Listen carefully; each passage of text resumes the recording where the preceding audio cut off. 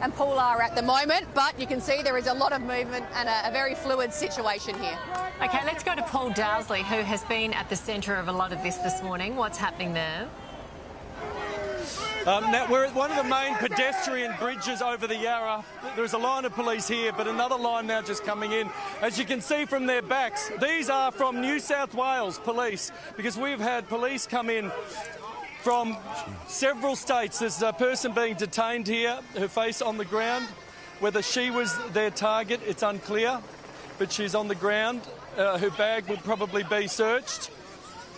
So this is where police, I've seen them pluck out individual people, whether that is to calm or try to dissipate people, or whether they deliberately have seen these people responsible for various things. Earlier I saw a guy, all masked, scooping up manure in his hands, and we have the shots, and throwing them at officers. You had members of the mounted branch covered in manure. There was spoiled fruit being stolen, other projectiles being stolen. But this is one of the pinch points where police are actually letting pedestrians through. Some of the people, it seems, might be going into the expo are coming through here, and the group is heckling them.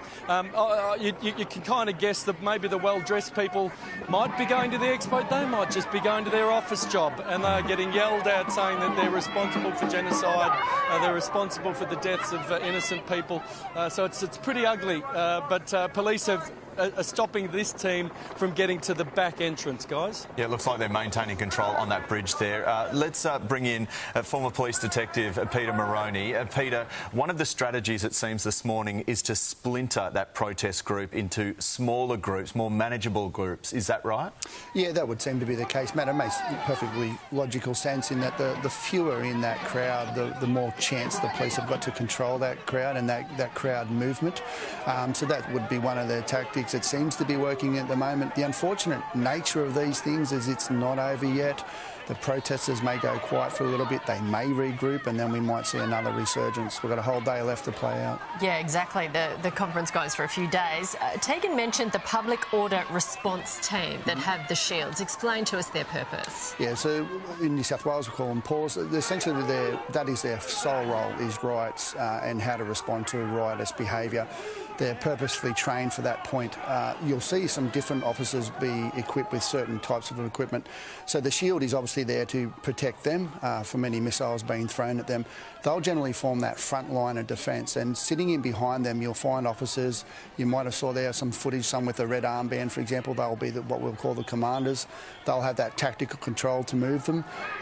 Then you'll see an arrest team. An arrest team will be the officers probably without those shields, without less equipment on them, so they can move very quickly. As your reporter Paul rightly pointed out, the people they're plucking from the crowd might have committed offences previously, and the police haven't had an opportunity yet to target and identify.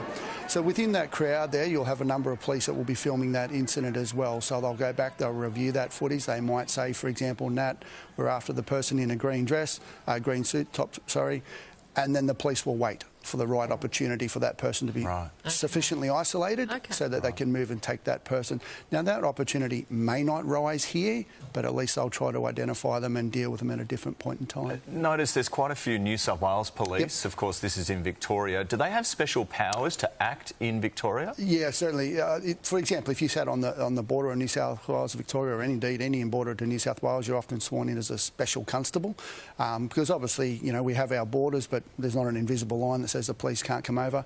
So I would imagine with those officers that have gone down there, they would have been sworn in as a special constable to afford them to operate under certain provisions of Victorian legislation. Yeah, I think in total there was something like 1,200 police officers assigned to this because they knew it was going to be big. 25,000 the crowd expected, maybe less today. Thank you very much. Pleasure.